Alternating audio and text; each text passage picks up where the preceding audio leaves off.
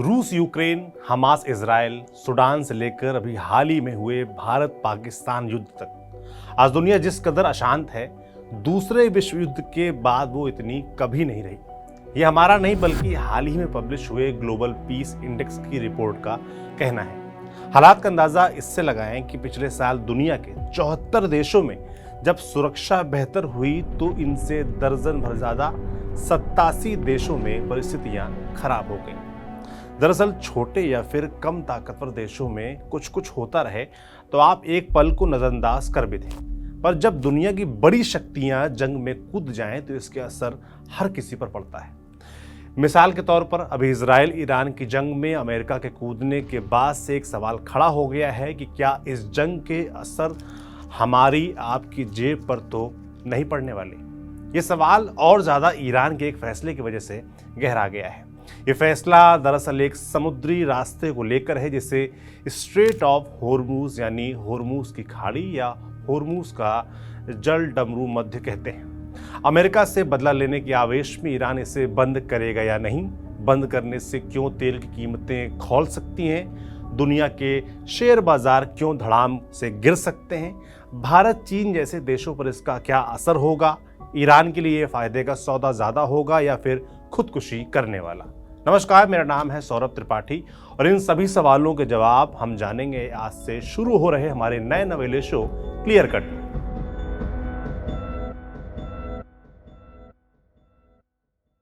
मुद्दे पर आने से पहले दो चीजें समझ लेते हैं। पहला, ईरान इजराइल जंग में अमेरिका की एंट्री से पहले और बाद में अब तक क्या क्या हो चुका है। दूसरा, स्ट्रेट ऑफ होर्मुज की चर्चा जंग के केंद्र में कैसे आ गई, ये है कहां, इसकी अहमियत क्यों है। दरअसल 15 जून को मध्य पूर्व के देश ओमान में ईरान और अमेरिका के बीच ईरान के परमाणु समझौते को लेकर बातचीत होनी थी। कोई समझौता होता इससे पहले ही 13 जून की तड़के सुबह इजराइल ने ईरान के परमाणु ठिकानों, सैन्य अधिकारियों, वैज्ञानिकों पर हमला कर दिया।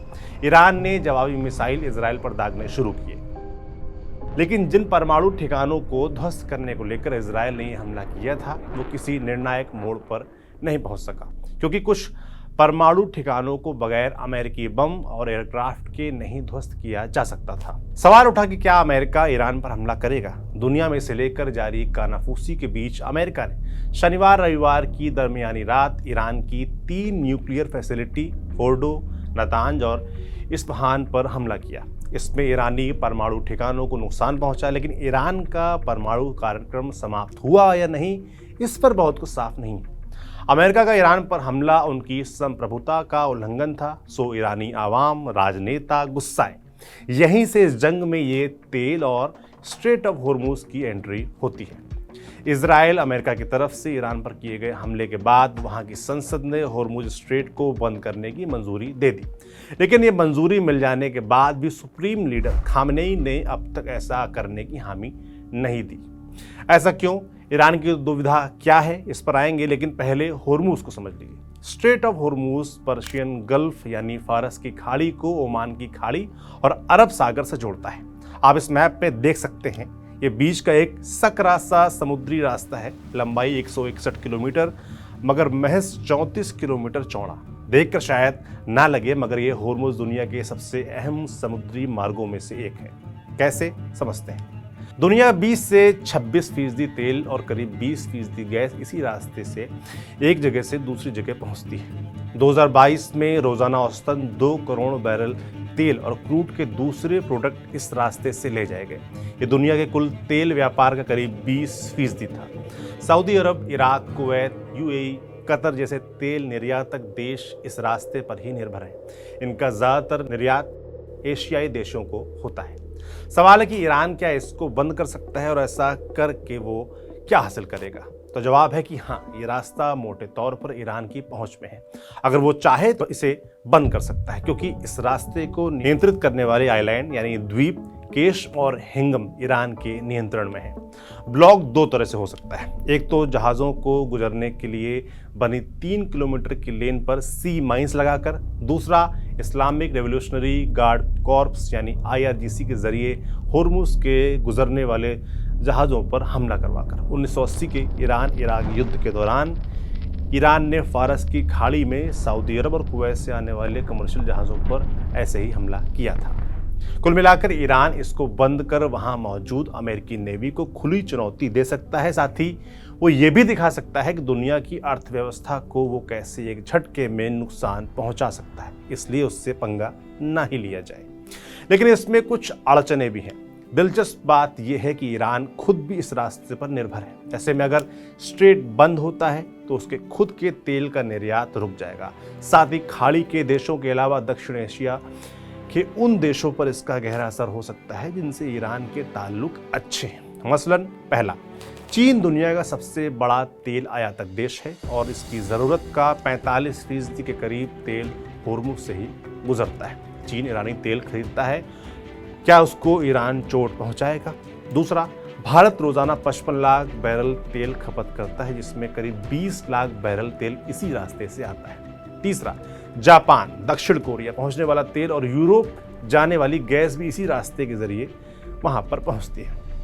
लगे हाथ अमेरिका की भी बात कर लेते हैं। आप कहेंगे अमेरिका को इससे क्या नुकसान है? ठीक बात है भाई, अमेरिका वैसे भी तेल के आयात पर काफ़ी कम निर्भर है, मगर इस रास्ते के बंद होने से अगर तेल की कीमतें बढ़ती हैं तो इससे उसकी अर्थव्यवस्था प्रभावित होनी ही है। अब आते हैं इसके असर पर और ईरान के सामने मौजूद विकल्पों पर।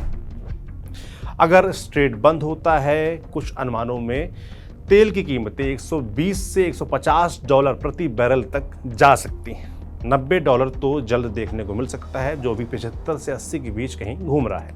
ईरान पर इजराइल के हमले से पहले तक ये $70 से भी नीचे था। आखिरकार तेल की बढ़ी कीमत का असर ट्रांसपोर्ट, खाने की चीज़ों, मैन्युफैक्चरिंग पर पड़ेगा और दुनिया की महंगाई बढ़ेगी। जहां तक इस सवाल की बात है कि ईरान क्यों इस रणनीतिक रास्ते को बंद करने से कतरा रहा है, तो जैसा हमने बताया, ईरान खुद इस रास्ते पर निर्भर है, क्योंकि उसका 96% तेल का निर्यात होर्मुज से ही होता है। इसे बंद करना उसके लिए खुदकुशी करने जैसा हो सकता है। अगर होर्मुज बंद होता है तो रोजाना 2 करोड़ बैरल तेल से ज्यादा के आवागमन पर असर पड़ेगा। इससे खाड़ी देश भी प्रभावित होंगे और वैश्विक बाजार भी। इसका दूसरा नतीजा भयावह जंग भी हो सकता है। इतिहास के पन्नों को पलट कर देखें तो होर्मुज को पूरी तरह कभी बंद नहीं किया गया। हाँ, इसको बाधित जरूर किया जाता रहा है। सबसे बड़ा वाकया ईरान इराक जंग के समय का है।